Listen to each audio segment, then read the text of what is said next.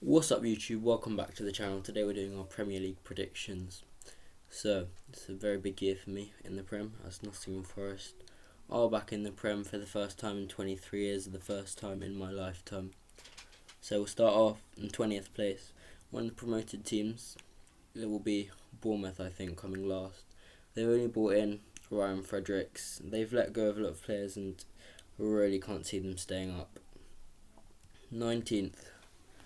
Well, this is an interesting one. Southampton have been okay recently, but I don't think their business has been very good, and I think they might go down. I think 19th place seems right. They have lost Fraser Forster as well. 18th is Everton. This is also an interesting one. They've brought in a couple good players, so they could stay up, but losing Richarlison is a big blow for them. It's going to be a close battle here for relegation. 17th is Fulham. Now, I really like what Fulham have done with who they've brought in. They've brought in Barbie, a brilliant right back, Pereira, a decent attacking mid, João Palhinha, a brilliant DM, and especially Manuel Solomon from Shakhtar, the Israeli international. He's incredible, and of course you can't forget Alexander Mitrovic breaking the championship goal scoring record with over 40 goals. So I think they could stay up, but it will be a struggle for them.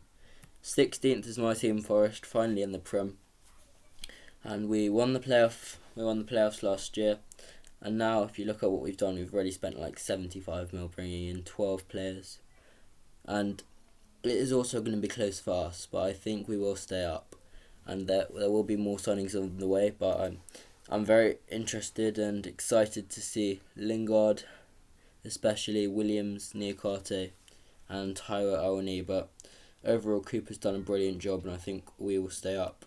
15th is Brentford. I think they'll just have a pretty average season.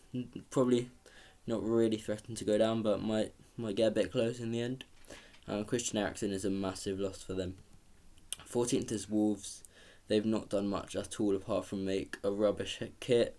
Haven't brought in anyone apart from Collins. They might be lower down, but I've put them 14th for now. 13th is Crystal Palace. They had a decent season last year. Brought in a good goalie, centre mid, and Chris Richards a good winger, I think. So they should do okay. They should definitely survive. 12th is Leeds. Now the losses of Calvin Phillips and Rafinha are big for them, but they've spent really well with that money, bringing in a quality player in Aronson, a great right back in Christensen, a couple good DMs in Roca and Adams, and also a brilliant winger in Sinistera who has quality like Rafinha, just can play on either flank, so Leeds should stay up. 11th is Brighton. Looks like they're going to be losing Cucurella as he's submitted a transfer request, and they've been good in recent seasons, so they should have pretty average season. 10th is Leicester. Now this is an interesting one. They haven't made a single signing at all window, and they're not going to be challenging for European. They're just going to be pretty average. 9th is Aston Villa. They've had a good window so far. Gerrard's first full year will be this year, unless he gets sacked, but he probably won't, as he's brought in Diego Carlos, Felipe Coutinho, Boubacar Kamara, and Ludwig Augustinsson. They will do pretty well. 8th is Newcastle. Now they haven't brought in as many players as we thought they would yet, but they're in the middle of a rebuild now, so they will definitely be pushing higher up the table. They've got Nick Pope, they've got Matt Target, and they've got Sven Botman, among some others. They will have an okay season pushing for Europe. 7th is West Ham. They did very well last year, reaching the semis of the Europa League, but this year should be pretty similar, but probably get Conference League. 6th is United. They're in the middle of a very big rebuild right now. It looks like Ronaldo will be staying, so that's good for them, although they will need a new striker soon. Ten Hag looks very good. Malacia, Eriksson and Martinez are all good signings. 5th is Arsenal. They've done very well.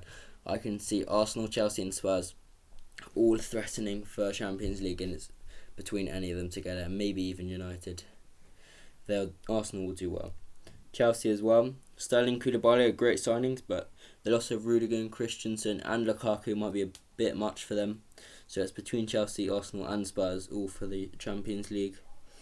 Tottenham, I think, will probably come third, as they haven't really lost anyone. They've brought in Richarlison, who's probably their worst signing, but then Basuma, Perisic, Forster, Longley, and Spence, all very good, especially Spence. He was very good last year on loan at Forest. Now, I'm saying that this year is going to be a very close title race, especially as we saw recently Liverpool beating Man City in the Community Shield. But the transfers of Darwin Núñez and Fabio Carvalho and Calvin Ramsey are great.